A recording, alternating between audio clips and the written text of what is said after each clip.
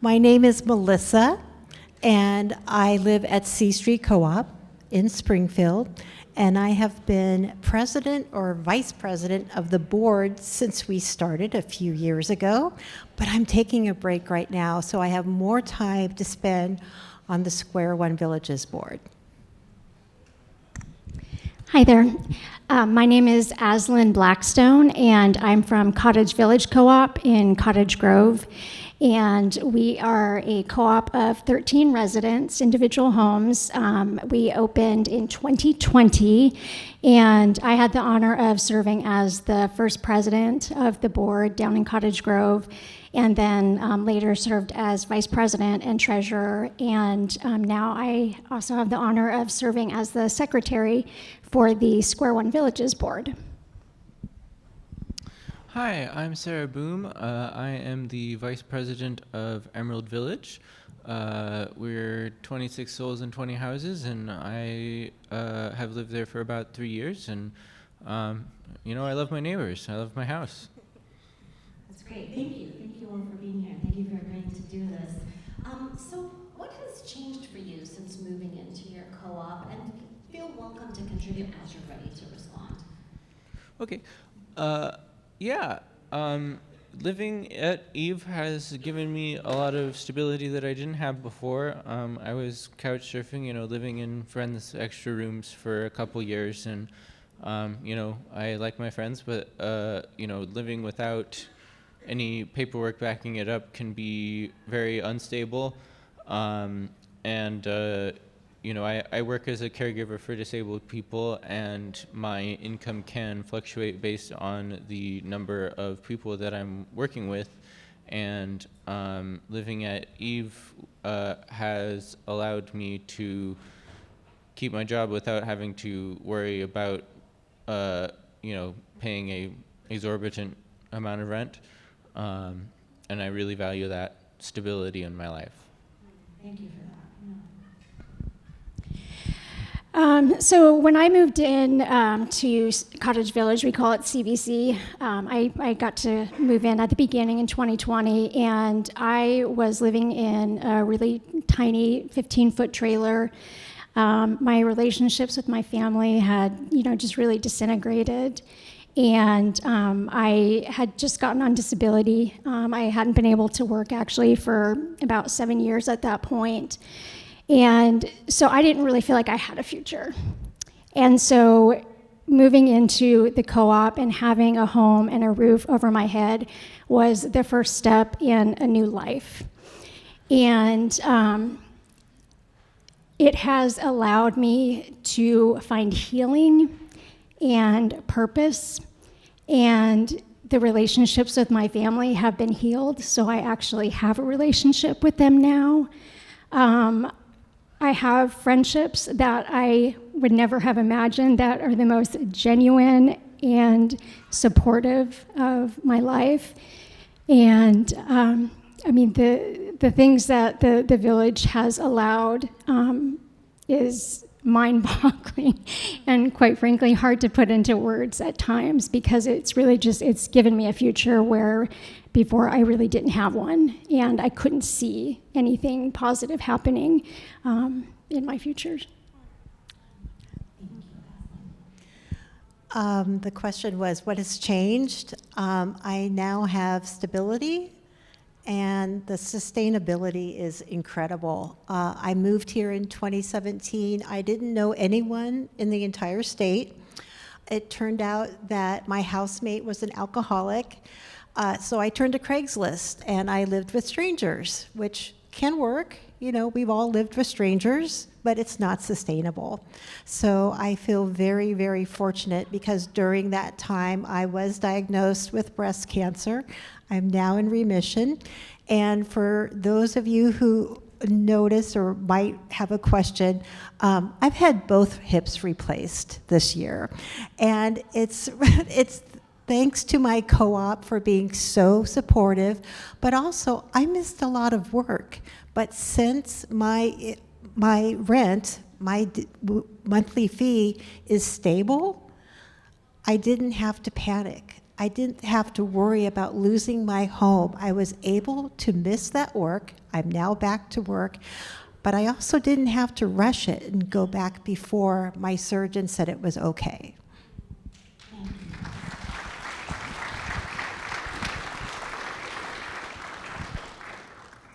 So talk to me about the democracy piece. How does that work in the villages? Yeah, so at Eve, each member gets one vote, and we do consensus -1, which means that any two people can block any motion. We have a monthly village-wide meeting and then weekly committee meetings. The committee meetings discuss specific aspects of life, such as, like house and grounds. At the big meeting, we make the big decisions. I think that democracy is extremely valuable, and it's the way that I think that most people should live, and it's a very rare way of living. So. Yeah, and as you pointed out, it has certain requirements, right? Participation and ground rules and boundaries and vision and sometimes healthy conflict and skillfulness. Yeah. Yeah, so our village is, pretty much the same as the others, in that there are certain requirements, and each person has an equal vote and an equal voice. And so the way that we keep our rent low and affordable is that we are in charge of everything. So we are in charge of all of the landscaping, we're in charge of the bills, we're in charge of the repairs. If somebody moves out of a unit, we have to go in there and clean and paint and do all of these things. And so that is a big responsibility, and our housing is dependent on us figuring out how to work together. And so we have to figure things out, and we do have conflict, and it's not perfect 100%. And there's a lot of challenges, but by allowing each person to have a voice and be a part of it, they are invested in it. And I've seen such incredible growth from my neighbors and myself, just finding a voice to speak up about things and learning so many new things about what it means to have a home and what it means to maintain it and to take pride in it and to steward it on. And it's just the most incredible experience and life-changing that I think most of us have ever had. Really, the only thing I could add to what Sarah and Aslan have said is I'm really grateful that I learned Robert's Rules of Order, right, as a young person. And if you ever are having trouble in your own democracy at your home, I really recommend pull them out. They stand the test of time, and I'm very grateful for that. We lean on them a lot. It's difficult, it's hard, but it's all worth it. Okay, so let's talk about the gardens, because I know that the gardens play a significant role for each of you in different ways. And so talk to me about the gardens. What does it mean? Who's involved? Yeah, Eve's Garden, so we have a indigenous plants garden over in the swales, and then we have a more central vegetable garden. And we all work together, we take turns watering to keep all the plants alive, and we all share the fruits of our labor. I'm not the best gardener myself, but people tell me how to do it, and I think that that's really great because it's a great learning opportunity. I could talk about the gardens for hours.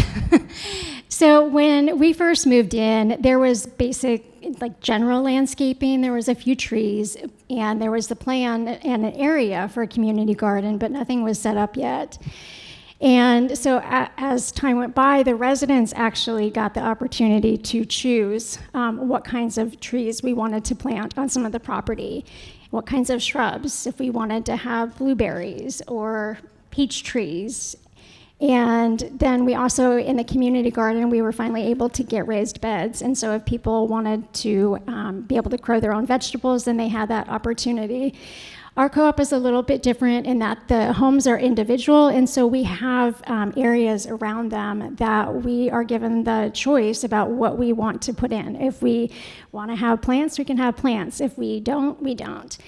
Before I came to CVC, I had like one plant that my mom had just got me that summer, and now that's pretty much, that's my life. I have found such a love in it, and it also opened an opportunity for some employment, which I wouldn't have imagined, taking care of some plants for a business in downtown Cottage Grove. And it is such an incredible thing and way that it brings all of the residents together. That is kind of our gathering place outside of the clubhouse where we have our meetings. And to be able to provide for others to have the opportunity to grow your own food. When you're low income, it's like things like fruits and vegetables, it's like that really adds up. And so when you're living on food stamps, which is about $100 a month if you're lucky, being able to supplement that and have those fruits and vegetables is so incredible. It helps so much, and has just taught the residents an incredible amount.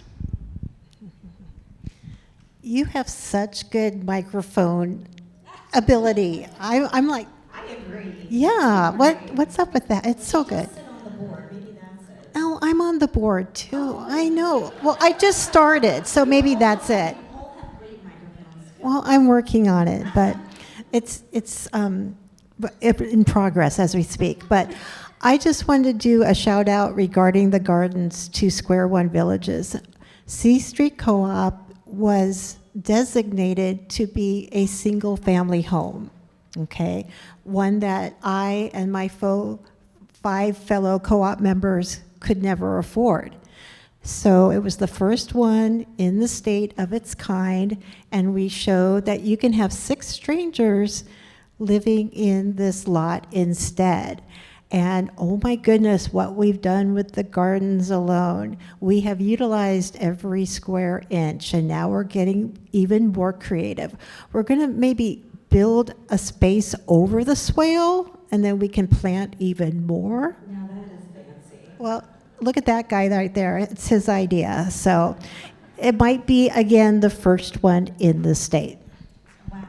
Definitely. I have risen to the vice president position through the membership committee coordinator position, and in my capacity as the coordinator, I learned how to run meetings, facilitate, and I've received a lot of compliments over my abilities to make sure that everyone feels heard, which I think is very valuable.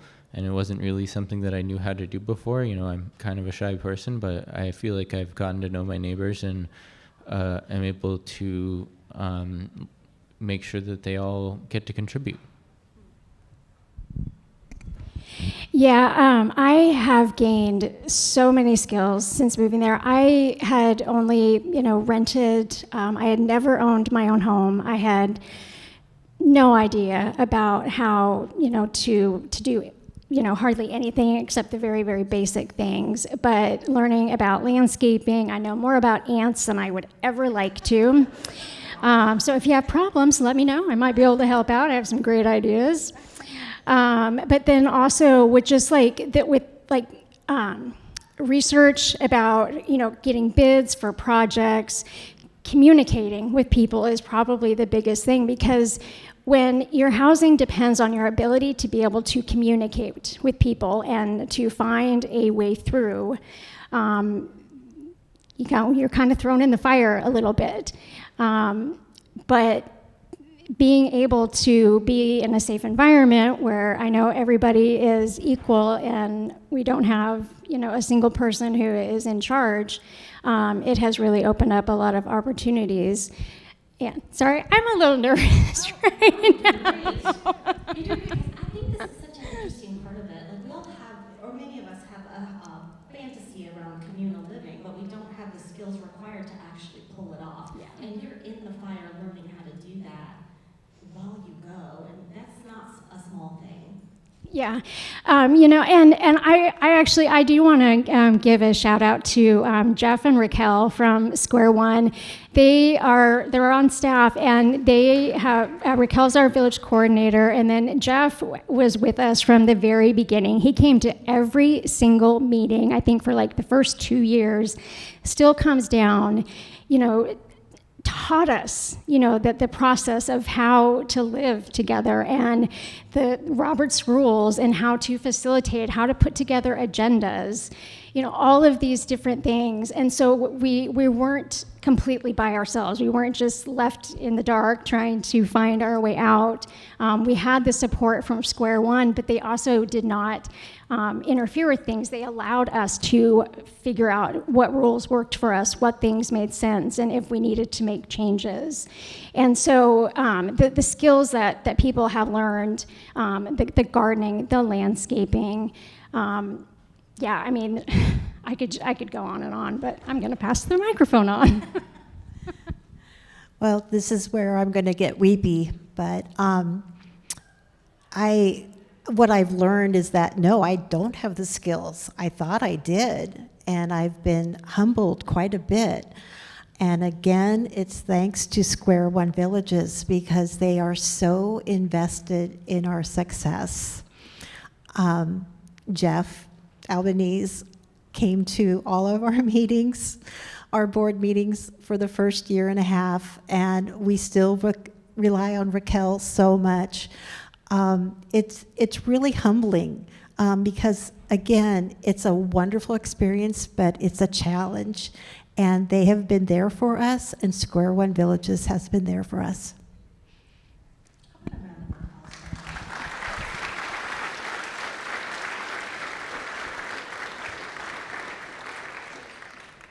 Any thoughts on the diversity of your co-ops and how that has affected your experience? We have a pretty good amount of diversity. I'm fairly young, but there's a wide variety of people of different ages at Eve. And I think it's been really great to be in community with people that are older and have lots of wisdom that I don't have. There's a lot of LGBT people, disabled people, people of color that live at Eve that I think that really help create a variety of perspectives that allows us to keep everything in mind, be mindful of what a variety of people are thinking, and I think that that's really great. Yeah, at CVC, each one of us is so uniquely different. And so we're this group of people that the only thing we have in common is that we are low income. We're not an intentional community, and so that is the only thing that holds us together. But what that also provides is this opportunity for 13 very unique, very distinct perspectives. Our youngest right now is, I think, just turned 2. The oldest is about 83. And from all walks of life. Some people are on disability, other people work. We have tattoo artists and caregivers, cancer survivors, former soldiers. And so we have just this wide variety of people. But I feel like we are proof that it doesn't matter what your background is, it doesn't matter what your political belief is. If you have a goal, then you can get to it. You just have to get everybody's perspective and find a way to balance things out so that it works for everybody. And that isn't easy, and it doesn't work all the time.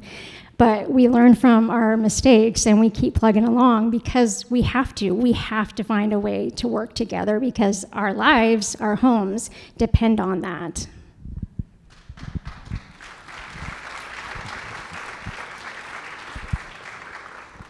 I really can't add to that at all, Aslan. I will just say, yes, we are a diverse group of 6. We're one of the smaller co-ops. For example, I am absolutely the only one who would agree to come and sit here in front of 300 people with a microphone in my hand on a stage. Everybody else? Well, we're very glad that you did. Thank you for that. I mean, I think you're really making a case for living in community and knowing that we're going to try some things. You might make some mistakes along the way, but that's how we learn and that's how we make it better. And, Gabrielle Morningstar was not able to join us in person, but she did share some thoughts with me, and I'd love to just read this for you all if I can. Hello, my name is Gabrielle, and I am a current resident of Cottage Village Co-op. I came to our village to live because a former meth addict relative and 3 of her children unexpectedly arrived at the home of myself and my son and his wife and child, asking to be housed and cared for. It was a very difficult time, and it became intolerable due to the trauma and dysfunction that followed. 2 of the children subsequently died while with us. The situation appeared to be unsolvable, and I chose to live with my dog and live in my car. Finding housing I could afford proved to be impossible. Eventually, there was an opening at CBC, and I applied and was successful in getting in. Please note, I have always worked, have a college education, plus advanced training, and had always owned my own home. However, when this happened to me, I had major health problems and was 75 years old and still working. The reason for telling you my background is that homelessness can happen to anyone. I don't think most people fully believe that. There is so much judgment regarding being homeless, and it is often said that the homeless are all drug users and choose their lifestyle, and it's simply not the facts. Our village has 13 cottages with 13 adults and 4 children. Of those, 8 are either elderly or have major health issues. One of the kids is autistic, and 1 adult is in home hospice. I would like to speak to this issue in an attempt to quell some of the prejudice regarding homelessness. Next, I would like to address how successful CBC is. We are self-governing and manage our own budget and group physical space. We are careful and democratic about who and how we pick our residents and do expel troublemakers who cannot live here peacefully. We operate by committees and expect each resident to meet village requirements. Our village is a lovely place to live, and we take pride in its appearance. We like to garden, and we have lots of flowers and trees that we have grown ourselves. I mention all this because my point is if people are given a safe and hospitable place to live, they can be very successful, productive, and happy, productive contributors to society. I always hoped the general population bent on criticism of homelessness could be made more aware of the needs and possibilities of tiny house communities. The final subject I would like to address is the building a true community. In this fractured time we all live in, I personally have learned a level of community that I knew little about. I have learned to give and take and an enhanced level of healthy cooperation among persons who most likely have little in common and would not normally have become involved friends. Community is often lost in our splintered current society. Living with my fellow villagers has been a life-enhancing learning experience and could be an example of what is possible in other people who haven't experienced this level of community. In closing, I would like to share the value of my experience at CBC. I was lonely, depressed, and pretty hopeless when I found my way to CBC. I'm no longer lonely, and I feel safe, secure, and cared about. I love my space and a place to grow flowers, and I literally love the camaraderie of those I live among. I believe these little villages could and should be a shining example of what is possible in the absence of prejudice and judgment.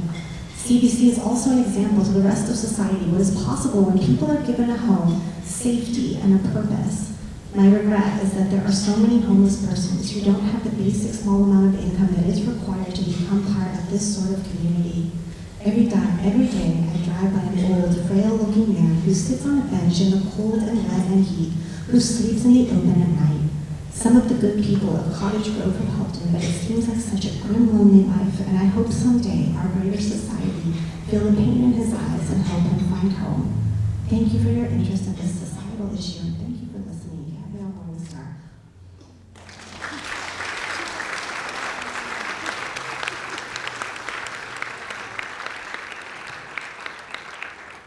So I will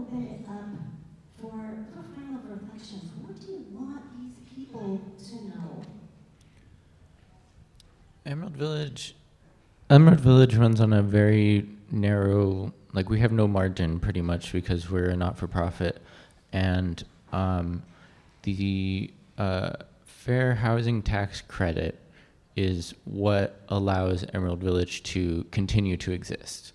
It's very important to have the money to get started, but it's also important that these projects be long-lasting, and in order to do that, we have to not be taxed the same as for-profit housing organizations. Oregon doesn't have sales tax, but it has a higher property tax in order to compensate. And I think that that's a good thing, but I think that for projects like this, it makes sense to make an exception. Thank you, Sarah. Very good.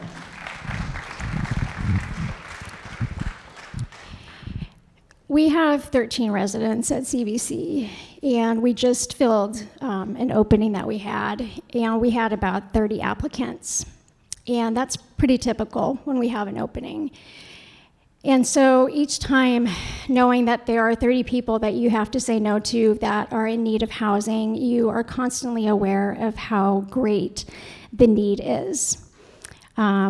I think that villages like ours need to be in every town, every city in the country, because this is a way that people can afford housing. This is a way that they can have community. And the only way that that can happen is through the donations of generous people and through the way that we were able to get funding through the state. Our village, like I said, we keep our rent low by taking care of everything ourselves. And even with that, there are things that come up that we don't have the money for, that we have to find ways to get through. Any amount of help that people can give is welcome and is needed.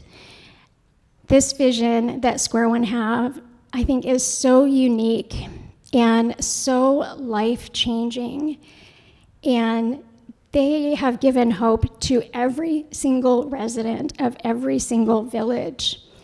And to give people that hope in that future is something that I wish that we could replicate more and more and more, because it heals people's lives and it gives them opportunities for their future that they would not otherwise have without that foundation of having a roof over their head.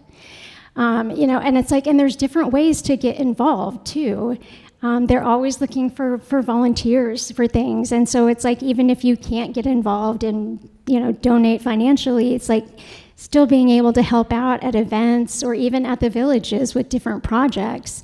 All of that is changing lives. And I just want to say thank you to everyone that is here tonight, to be able to be here and to be able to represent a village that is my life, is incredibly humbling. And so thank you for being here tonight and just supporting us. And even though you guys don't know us, sharing that love is so very humbling. And I want to thank you.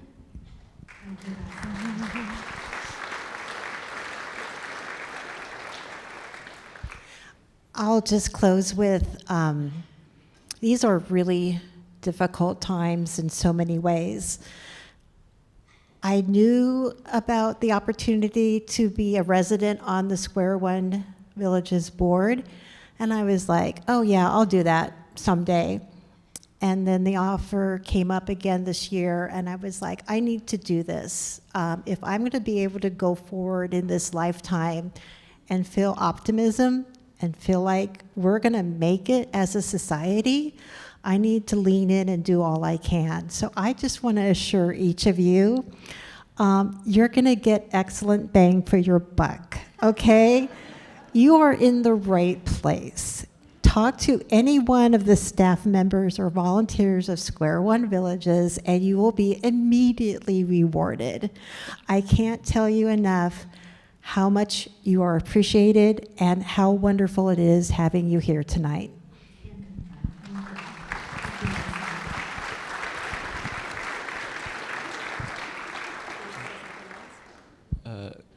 Give Raquel a raise.